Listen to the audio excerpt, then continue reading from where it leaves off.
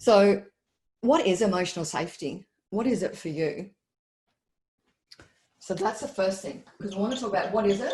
Why is it important? I'm just going to use ES, right?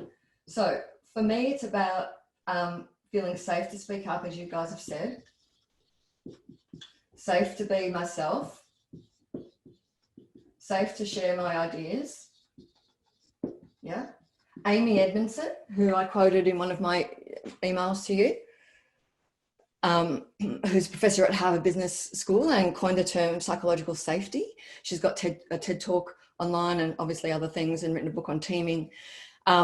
So she says that it's an environment, emotional psychological safety is an environment where people feel that they can speak up and share their ideas or challenge the status quo, but not feel ridiculed or embarrassed or shameful for the fact that they've done that. So I can challenge something, people aren't going to take it personally, and I'm also not going to be ostracized or feel like I don't belong anymore. So that's a really important part of, feeling safe, isn't it? That firstly we speak up, but then how do people respond when we speak up?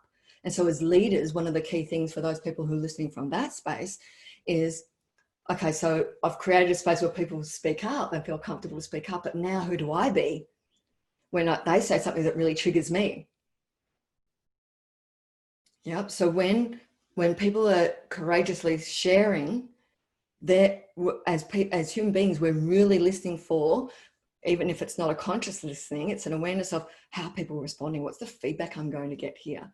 And depending on how people respond will then determine whether I speak up again a lot of the times, share courageously or openly or authentically. So it's not only about the space to speak, it's like how we respond later. Yeah. So what else is it for you? Not just how to avoid breaking trust, but quickly recreate trust. Oh, so good, Marnie. So about, what I would call restoring trust. So, restore is one of my favorite words because it's about, for me, so obviously restore, bring something back to the original form, but also what have we learned moving forward and how can we evolve into more? Yeah. So yeah, how can we, when trust is broken, well, because trust will be broken a lot. We make promises we don't deliver on. We're human, we make mistakes and people get hurt. But how can we restore that trust quickly? Very good. All right. And so what else is emotional safety to you? I'd love to hear from you. What is emotional safety for you? Create a space where introverted senior leaders feel comfortable to speak up. Hi, Tracy. Yes.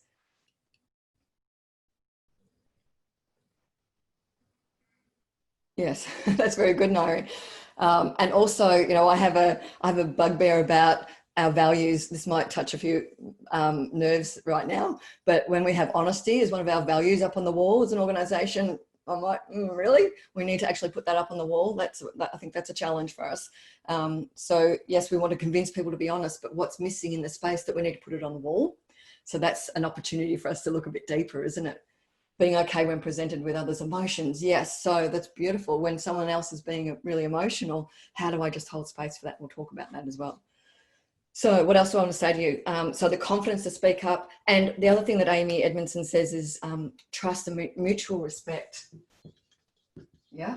So I'm just going to give you a moment. I want you to follow these milestones today. So what is emotional safety? So just take a moment to write down for you, what is emotional safety?